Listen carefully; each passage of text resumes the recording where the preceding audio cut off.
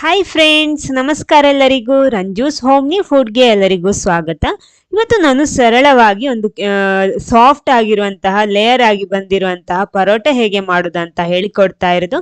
ಅಂದ್ರೆ ಇದು ತುಂಬಾ ಸಿಂಪಲ್ ಆಗಿ ಮಾಡುವಂತ ವಿಧಾನ ನಾನು ನಿಮ್ಗೆ ತೋರಿಸಿಕೊಡ್ತಾ ಇರೋದು. ಅಂದ್ರೆ ಈ ಕಿಚನ್ ಅಡುಗೆ ಮನೆಯ ಕೌಂಟರ್ ಟಾಪ್ ಏನು ಇಲ್ಲದೇನೆ ನಮಗೆ ಕೇವಲ ಒಂದು ಬಟ್ಟಲು ಉಪಯೋಗಿಸಿ ಈ ಪರೋಟ ಮಾಡಬಹುದು. ಬನ್ನಿ ನೋಡೋಣ ಹೇಗೆ ಮಾಡೋದಂತ. ಆಮೇಲೆ ನೀವು ಫಸ್ಟ್ ಟೈಮ್ ಈ ಚಾನಲ್ ನೋಡ್ತಿದ್ರೆ ಈ ವಿಡಿಯೋದ ಕೆಳಗಡೆ ಕಾಣುವ ಸಬ್ಸ್ಕ್ರೈಬ್ ಬಟನ್ ಕ್ಲಿಕ್ ಮಾಡಿ ಚಾನಲ್ ಸಬ್ಸ್ಕ್ರೈಬ್ ಮಾಡಿ. ಅದರ ಪಕ್ಕದಲ್ಲೇ ಇರುವ ಬೆಲ್ ಐಕನ್ ಪ್ರೆಸ್ ಮಾಡೋದಕ್ಕೆ ಮರಿಬೇಡಿ. ಅದರಲ್ಲಿ ಬರುವ ಆಲ್ ಆಪ್ಷನಿಗೂ ಕ್ಲಿಕ್ ಮಾಡಿ. ಹಾಗಿದ್ರೆ ಮಾತ್ರ ನಾನು ಹಾಕುವ ಹೊಸ ಹೊಸ ವಿಡಿಯೋಸ್ಗಳ ನೋಟಿಫಿಕೇಶನ್ ಎಲ್ಲ ನಿಮಗೆ ಕೂಡಲೇ ಸಿಗುತ್ತೆ. ಮೊದಲು ನಾನು ಇದಕ್ಕೆ 2 ಕಪ್ ಮೈದಾ ಹಾಕ್ತಾ ಇದ್ದೀನಿ. ಕರೆಕ್ಟ್ 2 ಕಪ್ ಬಳಸ್ತಾ ಇರೋದು. ಅದಕ್ಕೆ ರುಚಿಗೆ ತಕ್ಕಷ್ಟು ಉಪ್ಪು ಹಾಕೊಳ್ಳಿ. ನಾನಿಲ್ಲಿ ಉಪ್ಪಿನ ನೀರು ಹಾಕ್ತಾ ಇರೋದು, ಉಪ್ಪು ಹಾಕೊಳ್ಳಿ. ಆಮೇಲೆ ಇದಕ್ಕೆ 1 ಟೇಬಲ್ ಸ್ಪೂನ್ ಅಷ್ಟು ಸಕ್ಕರೆ ಹಾಕಬೇಕು. ನಾನಿಲ್ಲಿ ಸಕ್ಕರೆನೂ ಹಾಕ್ತಾ ಇದ್ದೀನಿ. ಹಾಕ್ಬಿಟ್ಟು ಒಂದ್ಸಲ ಇದನ್ನ ಮೊದಲು ಚೆನ್ನಾಗಿ ಮಿಕ್ಸ್ ಮಾಡ್ಕೊಳ್ಳಿ. ಆಮೇಲೆ ಇದಕ್ಕೆ ಎಷ್ಟು ನೀರು ಬೇಕೋ ಅಷ್ಟು ನೋಡ್ಕೊಂಡು ನೀರು ಸೇರಿಸಿದ್ರೆ ಸಾಕು. ನೋಡಿ, ಇವಾಗ ಮಿಕ್ಸ್ ಆಗಿದೆ. ಇನ್ನು ಇದಕ್ಕೆ ಸ್ವಲ್ಪ ಸ್ವಲ್ಪ ನೀರು ಹಾಕ್ಬಿಟ್ಟು ಮಿಕ್ಸ್ ಮಾಡ್ತೀನಿ. ಕರೆಕ್ಟ್ ಆಗಿ ಇದನ್ನ ಮಿಕ್ಸ್ ಮಾಡ್ಕೊಳ್ಳಿ. ಅಂದ್ರೆ ಚಪಾತಿ ಹಿಟ್ಟಿನಷ್ಟು ಟೈಟ್ ಬೇಡ, ಸ್ವಲ್ಪ ಲೂಸ್ ಆಗಿರಲಿ ಹಿಟ್ಟು. ನೋಡಿ, ಈ ರೀತಿ ಮಿಕ್ಸ್ ಮಾಡಿಟ್ಕೊಂಡಿದ್ದೀನಿ.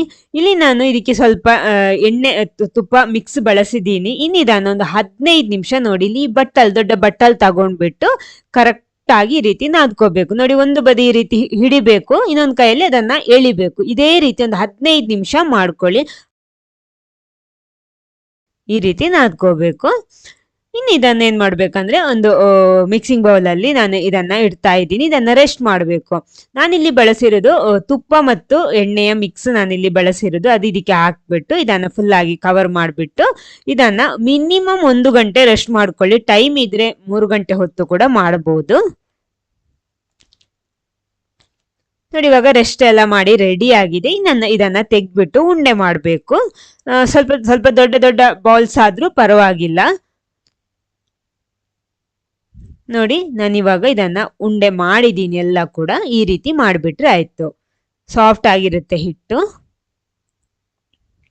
ಈ ರೀತಿ ಮಾಡ್ಕೊಳ್ಳಿ.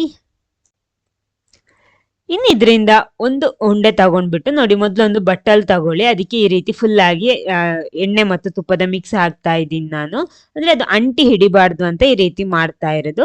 ಇನ್ನು ಇದರ ಮೇಲ್ಗಡೆ ನೋಡಿ, ನಾವು ಇಲ್ಲಿ ರೆಡಿ ಮಾಡಿಟ್ಟಂತಹ ಹಿಟ್ಟು ತಗೊಂಡ್ಬಿಟ್ಟು ಕೈ ಉಪಯೋಗಿಸಿ ಇದನ್ನ ಫುಲ್ ಆಗಿ ಸ್ಪ್ರೆಡ್ ಮಾಡ್ಕೊಳ್ಳಿ. ನೋಡಿ, ಈ ರೀತಿ ತುಂಬಾ ಸುಲಭವಾಗಿ ಬರುತ್ತೆ ಅದು ಸ್ಪ್ರೆಡ್ ಮಾಡೋದಿಕ್ಕೆ. ಸಾಫ್ಟ್ ಆಗಿರುತ್ತೆ ಹಿಟ್ಟು. ನೋಡಿ, ಫುಲ್ ಆಗಿ ಬಟ್ಟಲಲ್ಲಿ ಈ ರೀತಿ ಸ್ಪ್ರೆಡ್ ಮಾಡಿಟ್ಕೊಂಡಿದ್ದೀನಿ. ಇನ್ನೇನ್ ಮಾಡ್ಬೇಕಂದ್ರೆ ಇದ್ರ ಮೇಲ್ಗಡೆ ನೋಡಿ, ಈ ರೀತಿ ಒಂದು ಸ್ಟ್ರೈನರ್ ಅಲ್ಲಿ ಸ್ವಲ್ಪ ಮೈದಾ ಹಾಕ್ಬಿಟ್ಟು ಈ ರೀತಿ ಫುಲ್ ಆಗಿ ಸ್ಪ್ರೆಡ್ ಮಾಡ್ಕೊಳ್ಳಿ. ನಾವು ಕೈಯಲ್ಲಿ ಮಾಡೋದಕ್ಕಿಂತ ಈ ರೀತಿ ಮಾಡಿದ್ರೆ ಫುಲ್ ಆಗಿ ಕರೆಕ್ಟ್ ಆಗಿ ಸ್ಪ್ರೆಡ್ ಆಗುತ್ತೆ ಅದು. ಇನ್ನೊಂದು ಬದಿಯಿಂದ ನೋಡಿ, ಈ ರೀತಿ ಎಳ್ಕೊಂಡು ಇದನ್ನ ಮಡಚಬೇಕು. ಮಡಚಿ ತರಬೇಕು. ಅವಾಗ ಕರೆಕ್ಟ್ ಲೇಯರ್ ಆಗಿ ಸಿಗುತ್ತೆ ನಮಗೆ. ಒಂದರ ಮೇಲೆ ಒಂದು ಮಡಚಬೇಕು, ಅದೇ ರೀತಿ ಮಡಚಬೇಕು. ನೋಡಿ, ಈ ರೀತಿ ಕರೆಕ್ಟ್ ಆಗಿ ಈ ರೀತಿ ಮಾಡಿದ್ರೆ ಸಾಕು.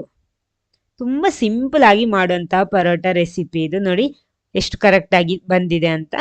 ಈ ರೀತಿ ಮಾಡಿಬಿಟ್ಟು ಇನ್ನು ಇದನ್ನ ಸ್ವಲ್ಪ ಎಳಿಬೇಕು. ನೋಡಿ, ಈ ರೀತಿ ಇಟ್ಕೊಂಡು ಸ್ವಲ್ಪ ಉದ್ದಕ್ಕೆ, ನೋಡಿ ಈ ರೀತಿ ಮಾಡುವಾಗ ಸ್ವಲ್ಪ ಉದ್ದಕ್ಕೆ ಬರುತ್ತೆ. ಆ ರೀತಿ ಮಾಡಿದ್ರೆ ಸಾಕು.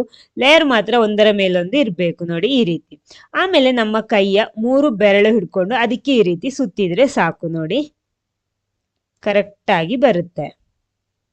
ಸುತ್ತಬಿಟ್ಟು ಲಾಸ್ಟ್ ಅದ್ರ ಎಂಡ್ ಇರುತ್ತಲ್ವ, ಅದನ್ನ ಅದ್ರ ಹಿಂಬದಿಯಿಂದ ಈ ರೀತಿ ತಂದು ಸೆಟ್ ಮಾಡಿದ್ರೆ ಸಾಕು.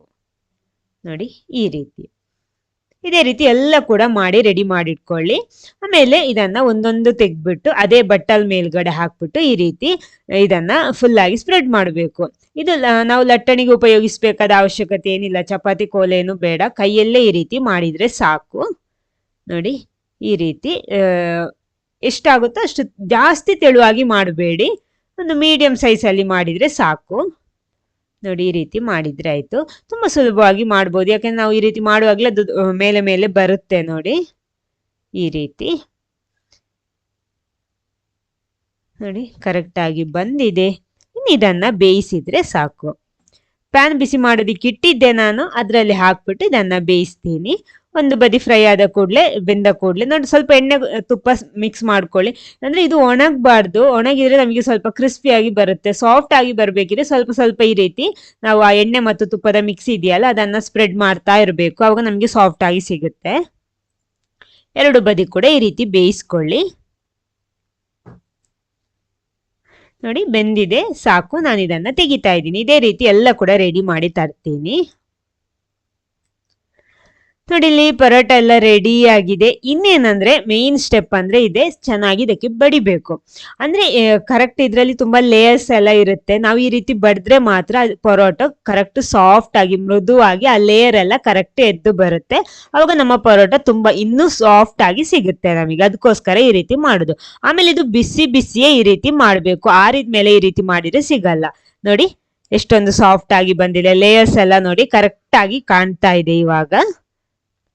ನೋಡಿ ತುಂಬಾ ಸಿಂಪಲ್ ಆಗಿ ಮಾಡುವಂತ ರೆಸಿಪಿ ಇದು. ಖಂಡಿತ ಒಂದ್ಸಲ ಈ ರೀತಿ ಟ್ರೈ ಮಾಡಿ ನೋಡಿ.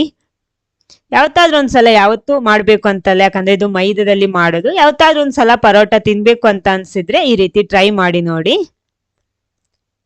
ಈ ರೀತಿ ಇದೆ. ಇನ್ನು ಇದ್ರ ಜೊತೆ ನಮಗೆ ಕಾಂಬಿನೇಷನ್ ಆಗಿ ಯಾವುದೇ ಗ್ರೇವಿ ಉಪಯೋಗಿಸಬಹುದು.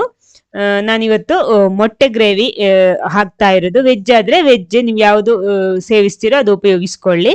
ಮೊಟ್ಟೆ ಗ್ರೇವಿ ಜೊತೆ ಇದನ್ನ ಸರ್ವ್ ಮಾಡ್ತೀನಿ. ಇದು ಸ್ವಲ್ಪ ಗ್ರೇವಿ ಮಾತ್ರ ಇದಕ್ಕೆ ಸ್ವಲ್ಪ ಜಾಸ್ತಿ ಇದ್ರೇನೆ ಚೆನ್ನಾಗಿ ಆಗುತ್ತೆ ತಿನ್ನೋದಿಕ್ಕೆ.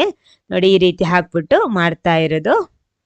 ಈ ವಿಡಿಯೋ ನಿಮ್ಗೆ ಇಷ್ಟ ಆದ್ರೆ ಖಂಡಿತ ಲೈಕ್ ಮಾಡಿ, ಎಲ್ಲರ ಜೊತೆ ಶೇರ್ ಮಾಡೋದಕ್ಕೂ ಮರಿಬೇಡಿ. ಆಮೇಲೆ ಫಸ್ಟ್ ಟೈಮ್ ಚಾನಲ್ ನೋಡೋರಾಗಿದ್ರೆ ಚಾನಲ್ ಸಬ್ಸ್ಕ್ರೈಬ್ ಮಾಡಿ ಸಪೋರ್ಟ್ ಮಾಡಿ. Okay, thank you.